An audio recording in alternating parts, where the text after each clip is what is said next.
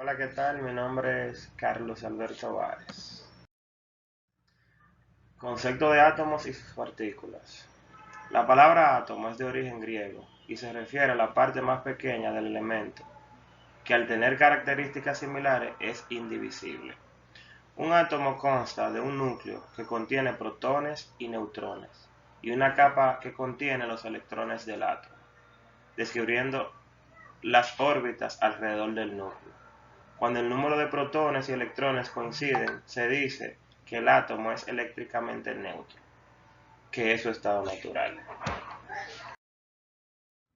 Concepto de cuerpos conductores, semiconductores, aislantes, definición, función y materiales que lo componen. Presentar algunos ejemplos. Los conductores son aquellos que permiten que los electrones se muevan libremente de átomo a átomo a lo largo del elemento, es decir, permiten el paso de la corriente. Ejemplo de materiales conductores: la inmensa mayoría de metales como el hierro, el mercurio, el cobre, el aluminio, oro, entre otros.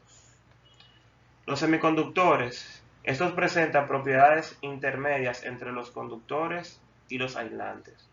Los más importantes son el litio y el germanio. Con estos materiales se fabrican los componentes electrónicos como el diodo, el transistor, los circuitos integrados y los semiconductores. Aislantes son aquellos en los que los átomos retienen a los electrones en sus órbitas y no permiten que circulen libremente. Son por lo tanto malos conductores de electricidad. Ejemplo de ellos: el plástico, el vidrio, la madera, el aire, entre otros.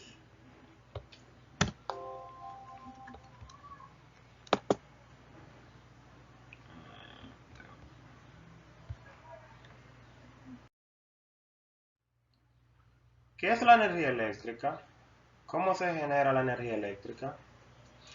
La energía eléctrica es el conjunto de distintos fenómenos que se van produciendo como resultado del movimiento e interacción entre las cargas eléctricas positivas y cargas eléctricas negativas de los cuerpos físicos.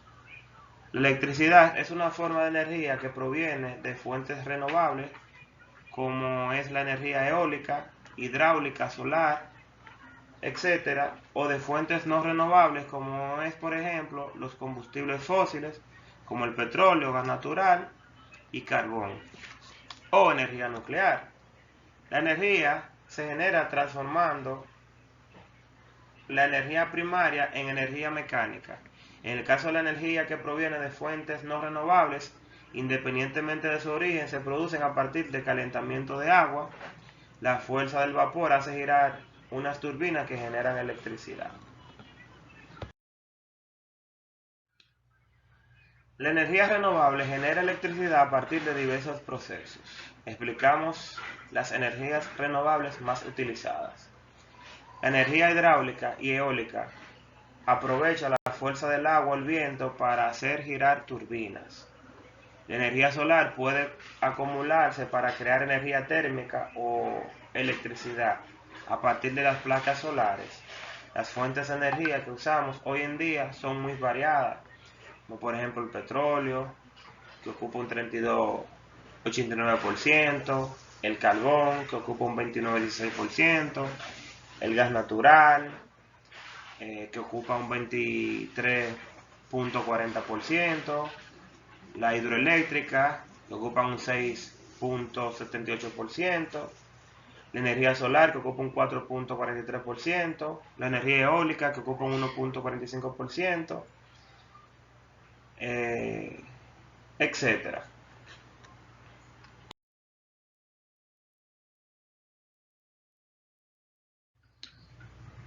La energía eléctrica también se define como la cantidad de trabajo desarrollado por un elemento de un circuito eléctrico. Dice que todos los componentes de un circuito transforman la energía eléctrica en otras formas de energía.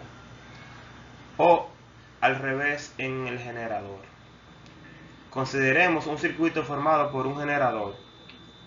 Suministra energía eléctrica al circuito y por un motor que consume dicha energía.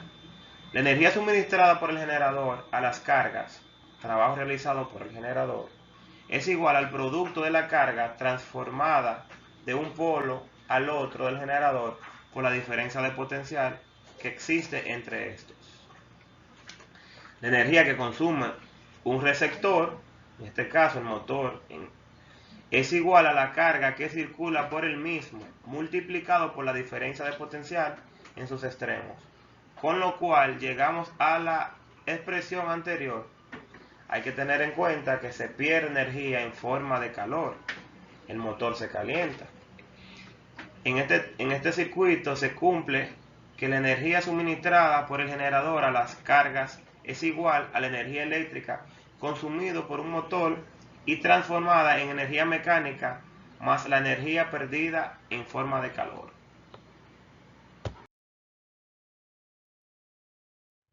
James Prescott Joule fue un físico inglés cuyos trabajos contribuyeron poderosamente al descubrimiento del principio de la conservación de la energía.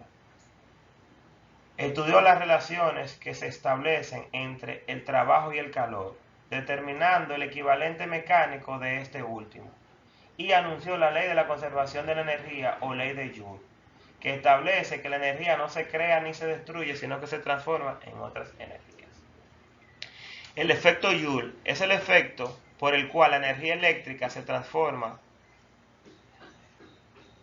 en calor cuando la corriente atraviesa un conductor. Este efecto se produce en todos los aparatos eléctricos, ya que al estar encendidos se calientan, pero existen algunos especialmente diseñados para transformar energía eléctrica en energía térmica, como por ejemplo las planchas, los hornos eléctricos, las estufas eléctricas, los blowers, entre otros, y que van provistos de una resistencia apropiada para tal fin.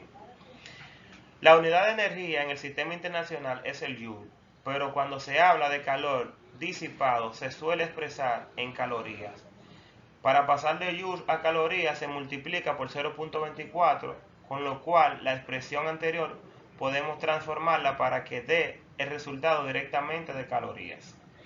Dado que el Joule es una unidad muy pequeña, se suele usar como unidad de energía en la práctica de kilovatios horas. El instrumento que sirve para medir el consumo de la energía eléctrica es el contador eléctrico, aparato del que todos disponemos en nuestra vivienda y que a través de un mecanismo interno va mostrando el consumo de energía eléctrica en kilowatts hora. Bueno, hasta aquí mi participación. Espero que le haya servido de mucha ayuda. Hasta un próximo tutorial.